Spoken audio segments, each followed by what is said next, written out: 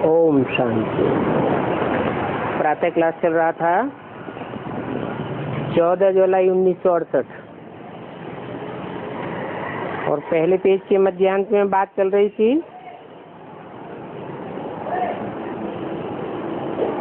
लोग जब विनाश सामने देखेंगे तो बहुत आवेंगे,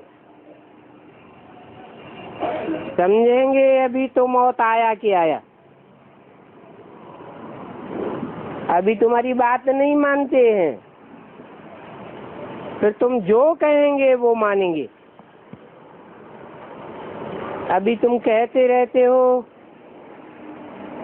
8 वर्ष में विनाश आया कि आया। कौन से सन की वाणी है? 68 की। तो 68 और 8 76 आता है। तो 76 में विनाश तो नहीं हुआ, तो तुम झूठ कहते रहते हो ना, है?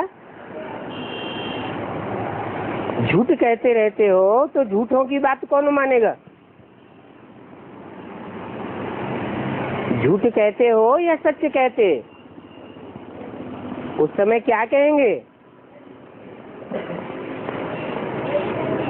झूठ इसलिए नहीं कहेंगे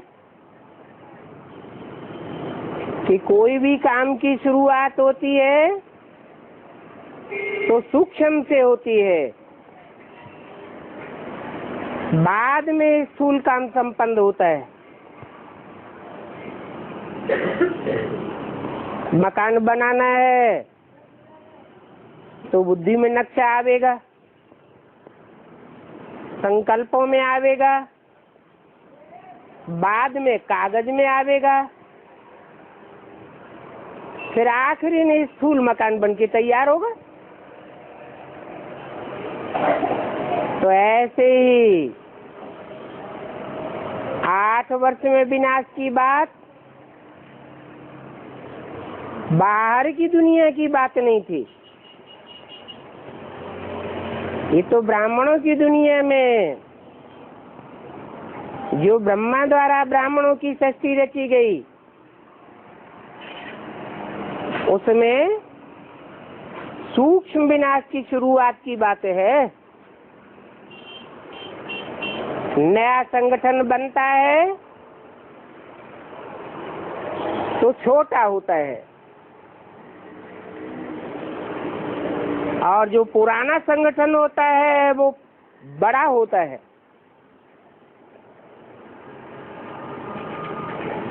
पुरानेपन का विस्तार होता है और नई चीज सार रूप में होती है। तो 76 के लिए बोला कि 76 में जो मनुष्य सृष्टि का बीज है वो बीज की स्थापना हो जाएगी, अर्थात वो मनुष्य सृष्टि का पहला बीज स्त्रियम हो जाएगा। स्थापना का मतलब भी है बीज डाल दिया गया। बीज इतना पावरफुल है कि निश्चय बुद्धि विजय से अंत तक साबित होना है।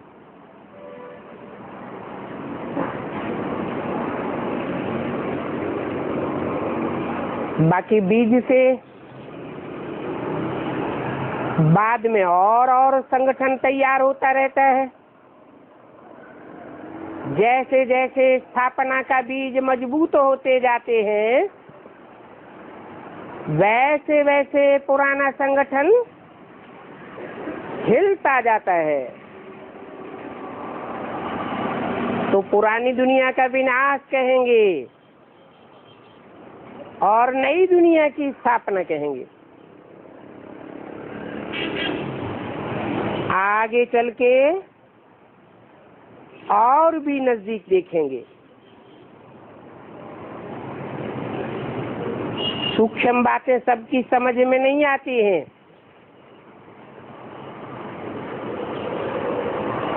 बड़े रूप में देखेंगे तो मानेंगे। मौत तो आना ही है।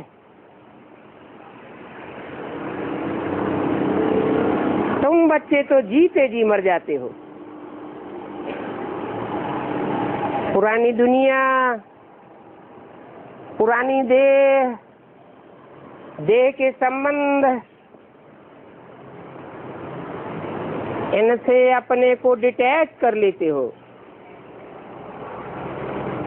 आप मुए, मर गई दुनिया।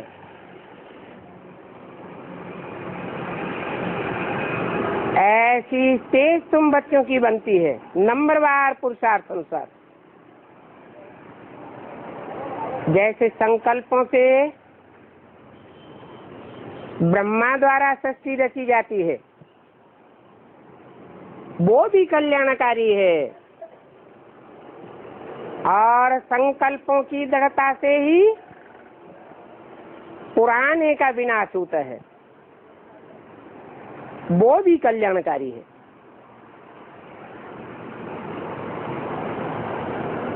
तुम तो बहुत समय से कहते आते हो, अभी तो समझते हैं इन्हों की ये गपोड़े हैं। जैसे पहले तुम भक्ति को गपोड़ा समझते थे, वैसे भी तुम्हारे ज्ञान को गपोड़ा समझते हैं। तुम्हारा झाड़ तो धीरे धीरे बढ़ता जाता है।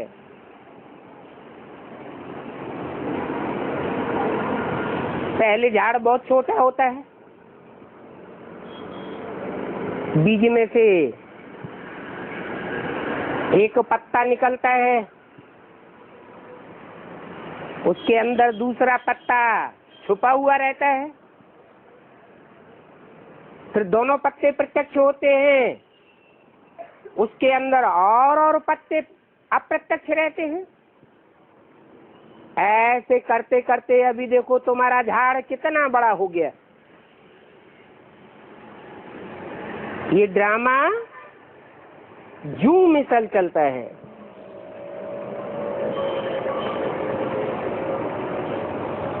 सन्यासी तो कोई इस ज्ञान में अभी आने के नहीं है। चाहे वो पीले कपड़े वाले सन्यासी हो, लाल कपड़े वाले सन्यासी हो, काले कपड़े वाले हो या सफेद कपड़े वाले सन्यासी हो, वो तुम्हारी बात अभी नहीं मानेंगे। वो कोई गृहस्थ जीवन नहीं व्यतीत करते हैं, वो तो दूरवाज खुशवाज वाला सन्यास धारण करते हैं। तो उन सन्यासियों को भी सिर्फ ये कहना है कि बाप को याद करो। सारी मनुष्य सृष्टि का एक ही बाप है, और उस मनुष्य सृष्टि के बाप में आत्माओं का बाप प्रत्यक्ष होता है, जिसे परम पिता परमात्मा कहा जाता है। ये भी बाप ने समझाया है,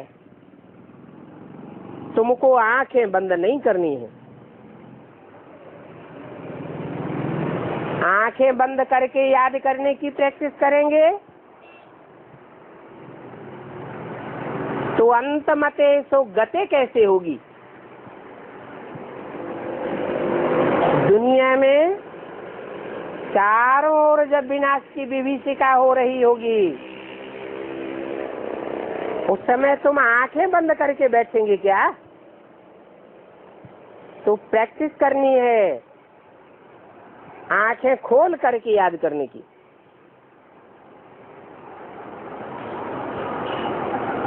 किसी से बात करते हैं तो पेट से बात नहीं करनी है, पैर देख करके बात नहीं की जाती है। इतना कमजोर भी नहीं बनना है कि कोई से आंख मिलाकर बात न कर सको। आंखें बंद होंगी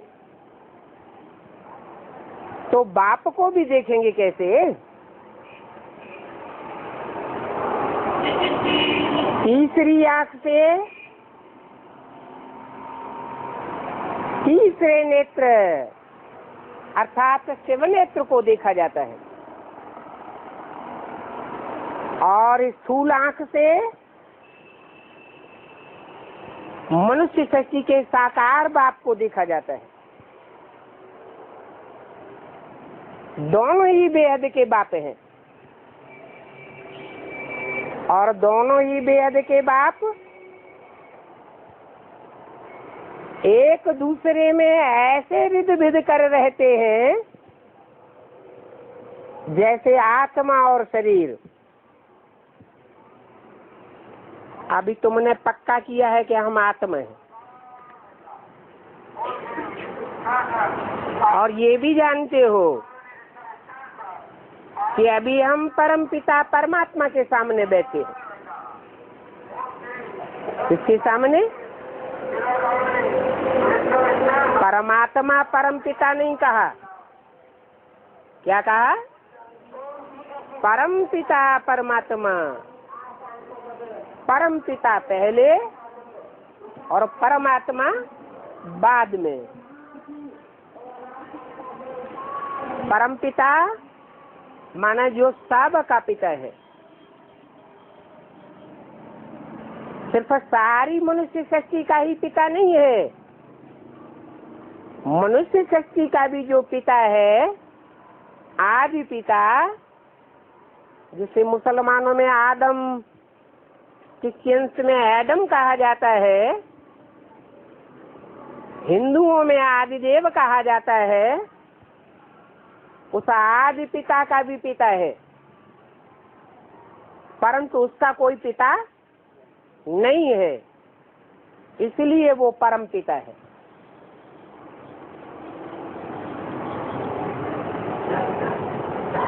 वो नाम पहले लिया जाता है, परम पिता परमात्मा। परमात्मा बाद में क्यों? क्योंकि आत्माओं के बीच में जो भी पार्टधारी हैं, उन पार्टधारी आत्माओं के बीच परम पार्ट बजाने वाला, हीरो पार्ट बजाने वाला परमात्मा साबित होता है। उस हीरो पार्टधारी में परम पिता शिव प्रवेश करते हैं। उनको तुम सामने बैठकर देखते हो। दोनों बेहद के बाप हैं। एक बेहद के बाप को तुम तीसरे नेत्र से देखते हो। कौन सा है? ज्ञान नेत्र से कौन से बाप को देखते हो? शिव बाप को देखते हो, परम पिता को। और इन आंखों से कौन से बाप को देखते हो? परम आत्मा, परम पार्टधारी, हीरो पार्टधारी को देखते हो। देखने में निराकार आत्मा नहीं आती है। देखने में कौन आता है? साकार देखने में आता है। ये ज्ञान तुम्हारी बुद्धि में है। बाकी ट्रांस को कोई ज्ञान नहीं कहा जाता है। क्या कहा जाता है? ट्रांस या साक्षात्कार, इसको भक्ति कहा जाता है। तुम बच्चे बैठते हो, समझते हो परम पिता परमात्मा हमको पढ़ाई रहे हैं। हमको माने औरों को नहीं पढ़ाए रहे हैं। हमको पढ़ा रहे हैं, औरों को नहीं पढ़ा रहे हैं, इसका पक्का प्रूफ क्या हुआ है? पक्का प्रूफ है कि हम सन्मुख बैठे हैं और सन्मुख नहीं बैठे हैं। इस शरीर के आधार पर हमारी आत्मा पढ़ रही है, इसमें ध्यान आदि की कोई बात नहीं, और ध्यान में जाना कोई बड़ी बात नहीं है। ये तो भक्ति मार्ग में भी ध्यान दीदार होता आया है। तुलसीदास को, रैदास को, मीरा को ध्यान होते ही रहे, साक्षात्कार होते ही रहे, परंतु वो साक्षात्कार करने से कोई स्वर्ग में थोड़ा ही चले जाते हैं। तुम तो प्रैक्टिकल में स्वर्ग में जाते हो। बाकी ये भोग आदि है, इसकी भी ड्रामा में नूंद है तो भक्ति मार्ग की बातें, परंतु ये भक्ति भी ड्रामा में नूदी हुई है।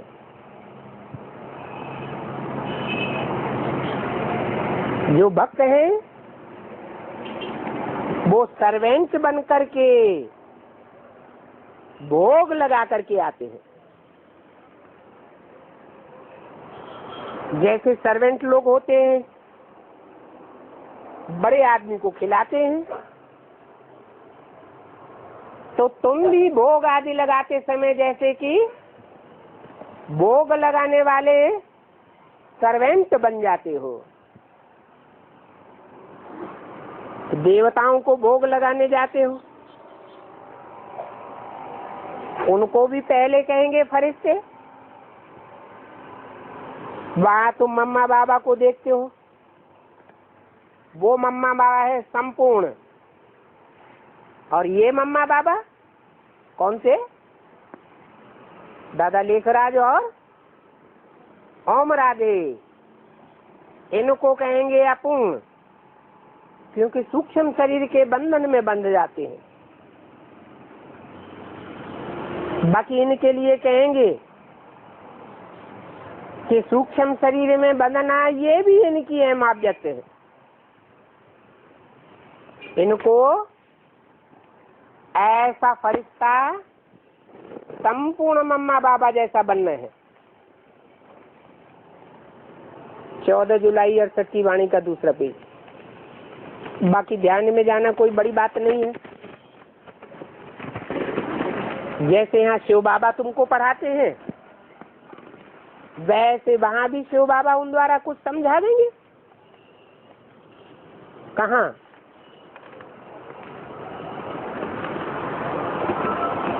कहाँ की बात कहाँ से टैली की?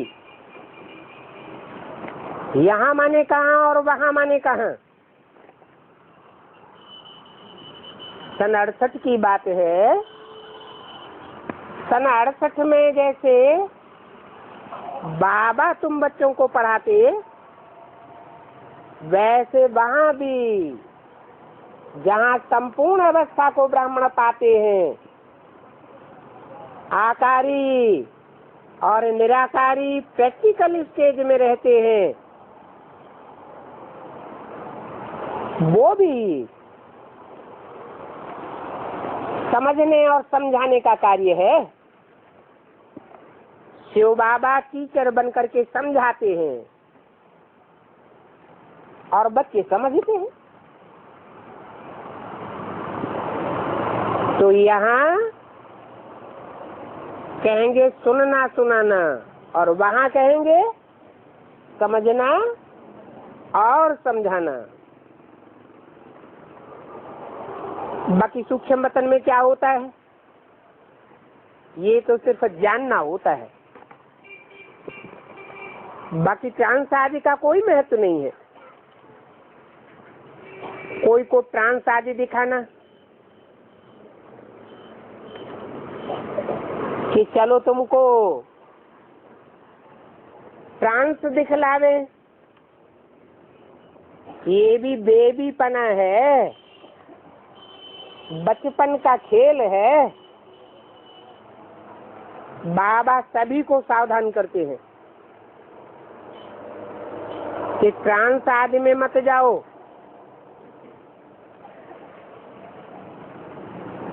यहाँ ट्रांस की बात नहीं है, ये तो पढ़ाई है, और पढ़ाई कल्प कल्प बाप आकर पढ़ाते हैं।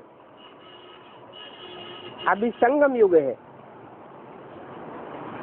इस संगम युग में जरूर तुमको ट्रांसफर होना है। बेसिक नॉलेज से एडवांस नॉलेज में ट्रांसफर होना है। जैसे छोटे बच्चे होते हैं, स्कूल से कॉलेज में ट्रांसफर होते हैं, स्थान बदल जाता है, टीचर बदल जाता है, पढ़ाई बदल जाती है। फिर तुम पढ़ाई पूरी करेंगे तो फरिश्ता बन जाएंगे। फरिश्ता सो देवता।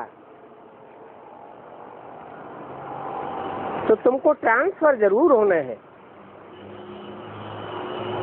ड्रामा के प्लान अनुसार तुम पार्ट बजाए रहे हो।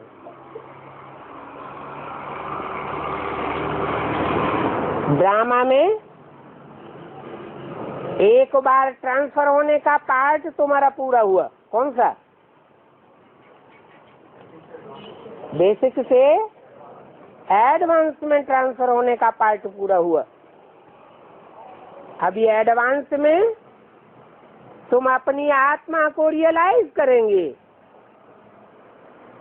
कि मैं आत्मा जन्म जन्मांतर इस सत्य रूपी रंगमंच पर कौन सा पार्ट बजाने वाली आत्मा हूँ। उस पार्ट की महिमा है। शास्त्रों में भी उस पार्ट की महिमा है।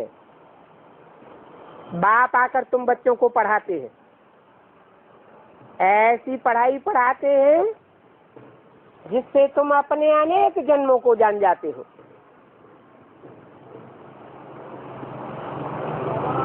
जैसे वो मनुष्यों की लिखी हुई गीता में भी कहा, हे अर्जुन, तू अपने जन्मों को नहीं जानता, मैं तेरे को बताता हूँ। ड्रामा अनुसार तुमको बाप से एक बार पढ़ करके देवता जरूर बनना है। इस पढ़ाई में बच्चों को खुशी होती है। हम बाप को भी और रचना के आदि मध्यंत को भी जान गए।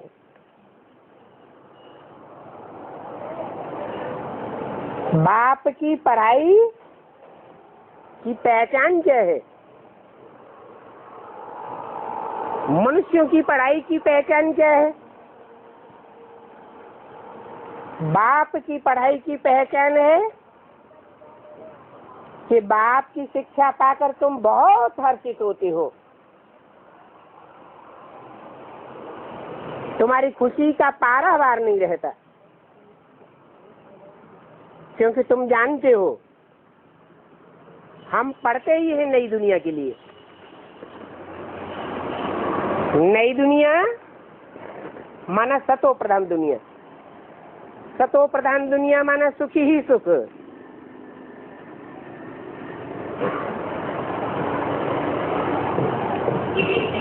बाप की शिक्षा पाकर अभी तुमको बहुत खुश होना चाहिए। वहां होता ही है देवी देवताओं का राज्य। तो उसके लिए जरूर पुरुषोत्तम संगम युग पर पढ़ना होता है।